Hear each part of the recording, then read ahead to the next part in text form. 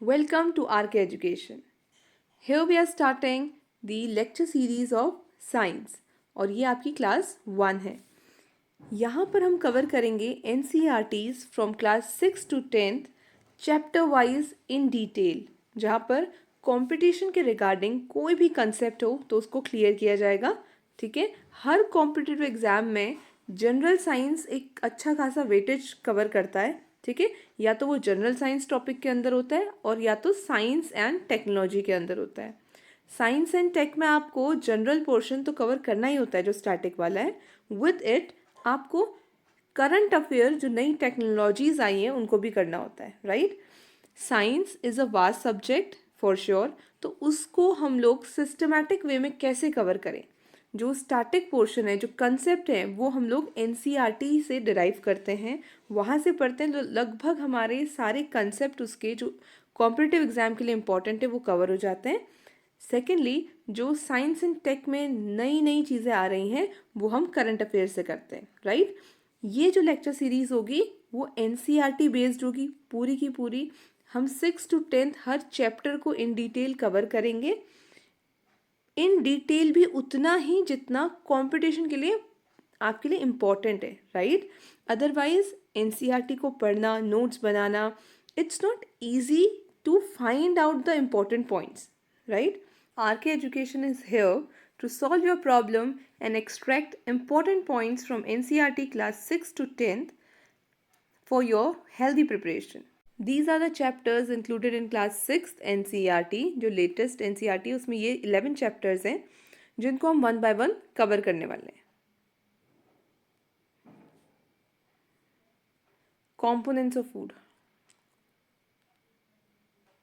So from next slide, let us begin our journey to cover NCERTs of class 6 to 10th.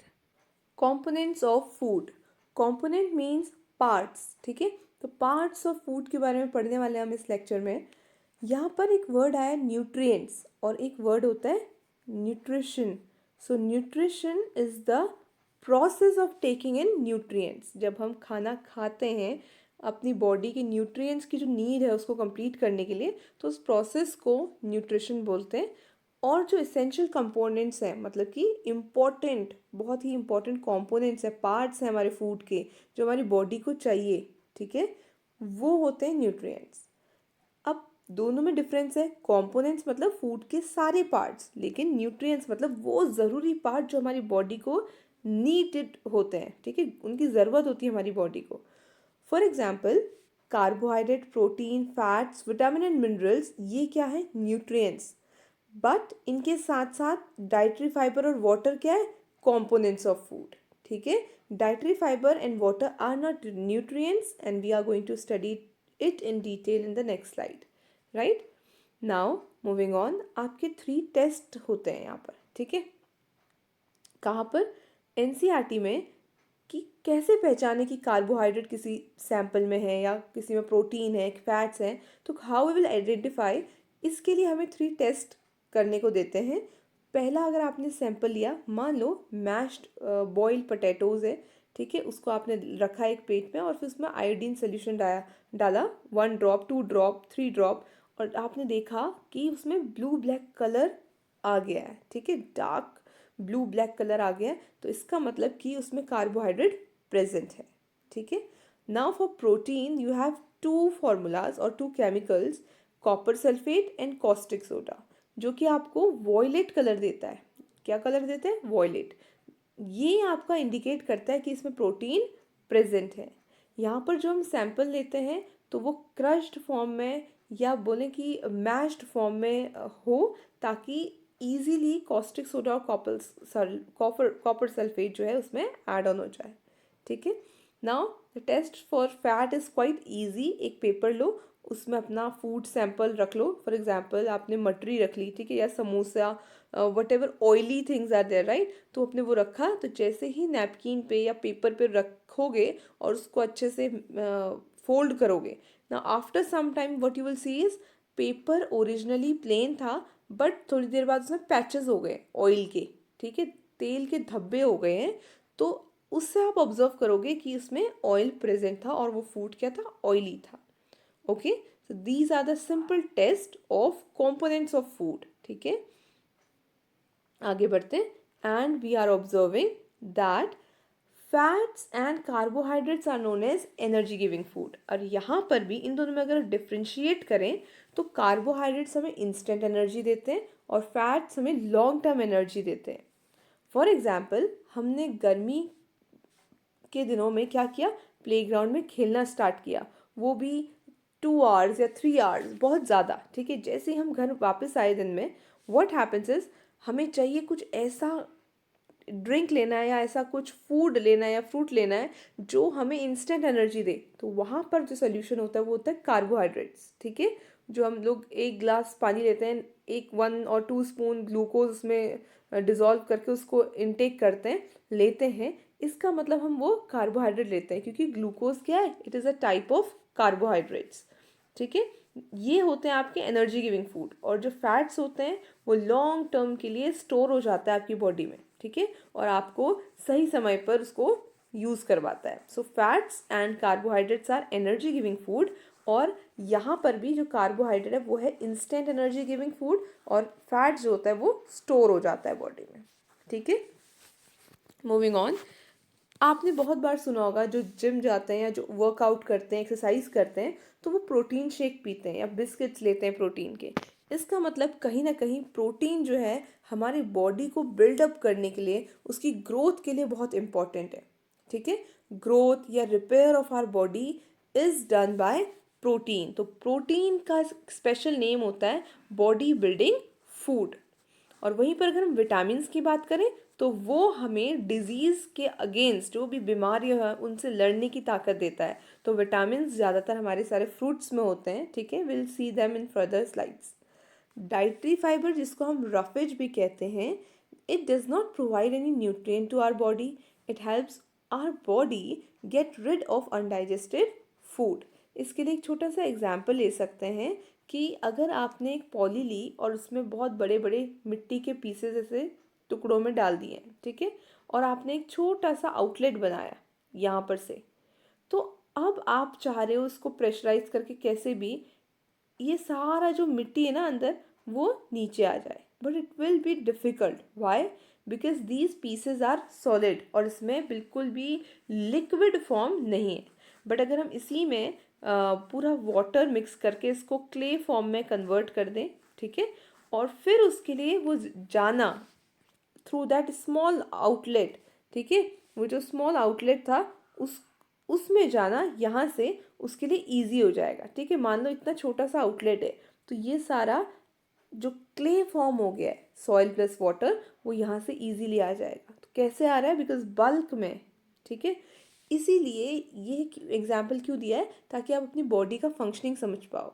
Because roughage जो है वो help करता है कि हमारी बॉडी से वेस्ट मटेरियल जो है वो बाहर आ जाए. ठीक है, similarly water also help us to observe nutrients and help us to throw waste out of our body in form of urine and sweat.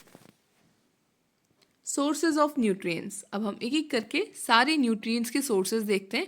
Originally जैसे एनसीईआरटी में गिवन है. ठीक है, जो आपको ये पहली पिक्चर दिख रही है, this is source of protein. ये एनिमल सोर्स है और ये प्लांट सोर्स है.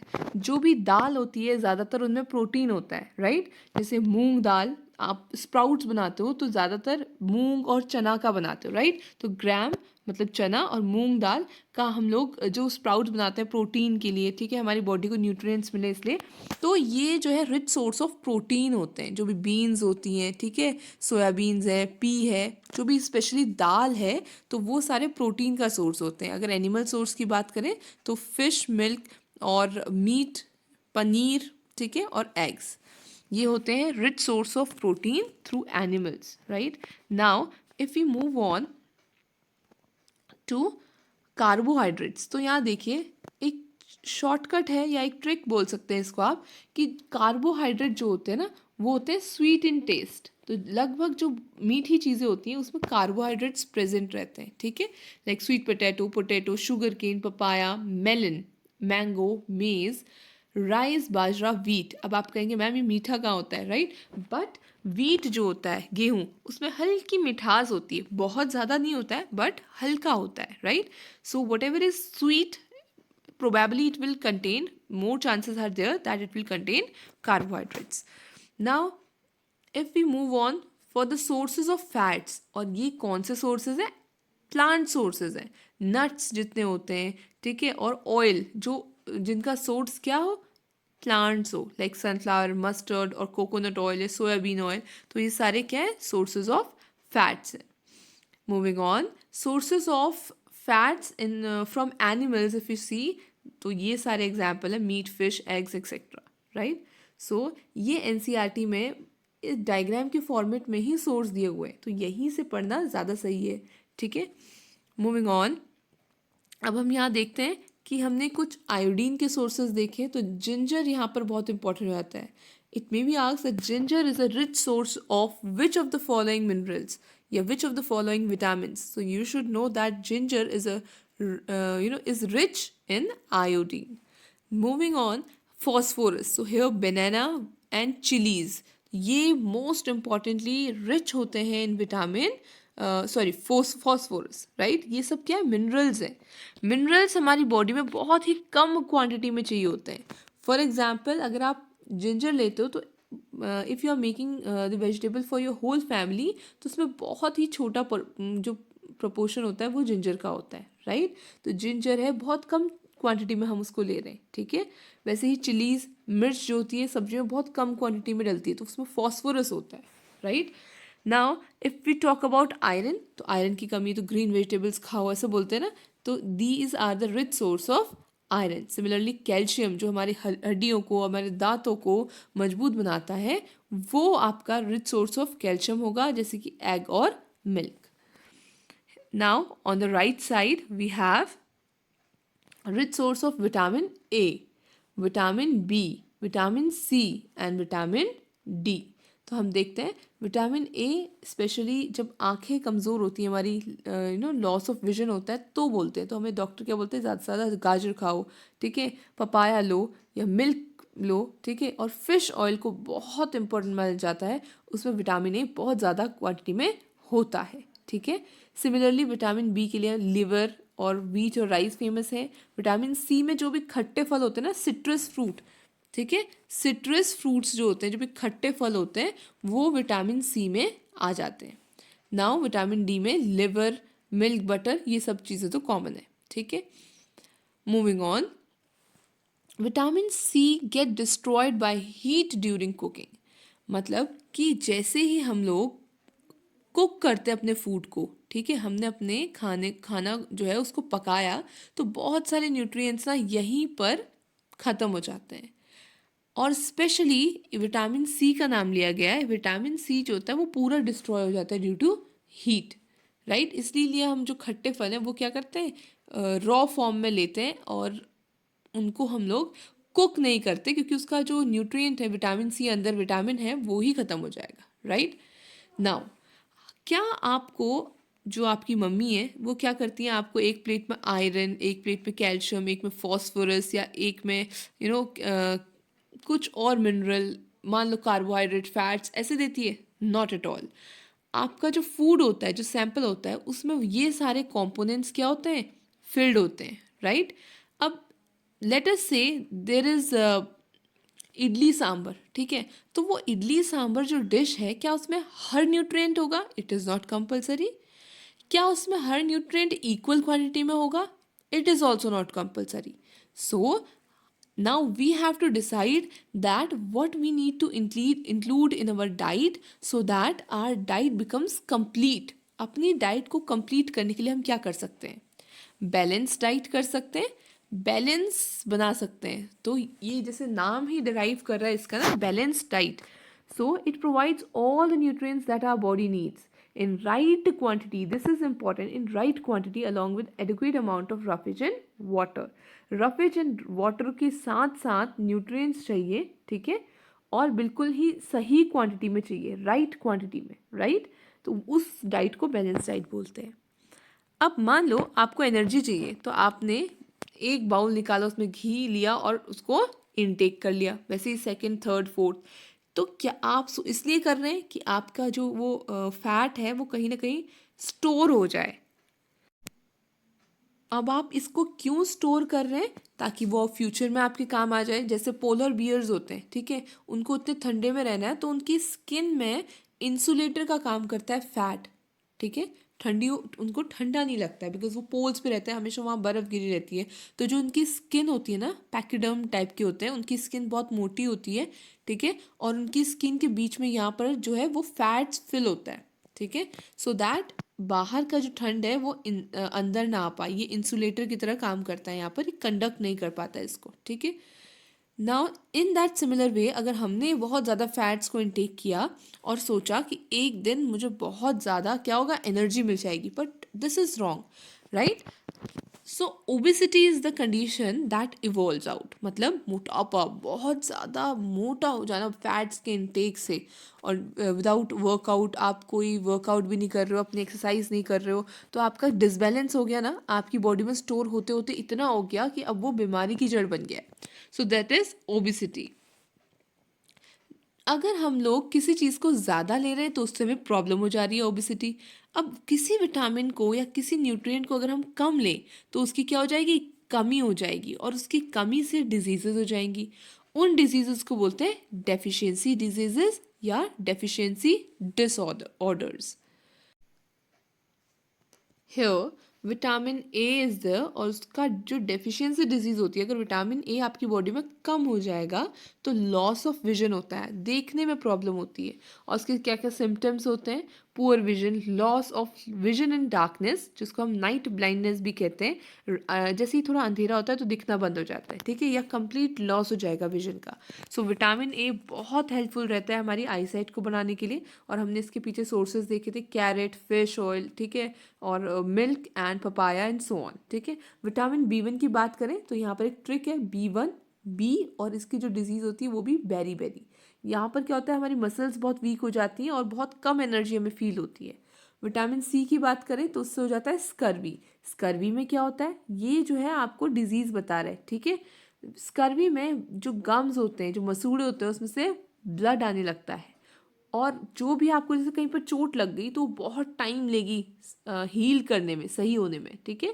अगर आप में विटामिन सी अच्छा खासा है क्वांटिटी में, तो अगर आपको कहीं भी चोट लगती है ना तो एकदम से रिकवर करता है, वो जो डेड सेल्स होते हैं वो जल्दी आते हैं और आपकी जो वुंड है, जो चोट है, उसको रिकवर करते हैं। बट अगर आपकी बॉडी में विटामिन सी कम होगा तो ऑब्वियसली आपको स्कर्वी हो जाएगी, जिसमें बहुत ज़्यादा वीकनेस होती है, क्योंकि जो गम्स है वो ब्लीड कर रहे हैं, एट द सेम टाइम आपके जो वुंड होते हैं, जो चोट होती है, वो सही होने में बहुत टाइम लगाती है, ठीक है।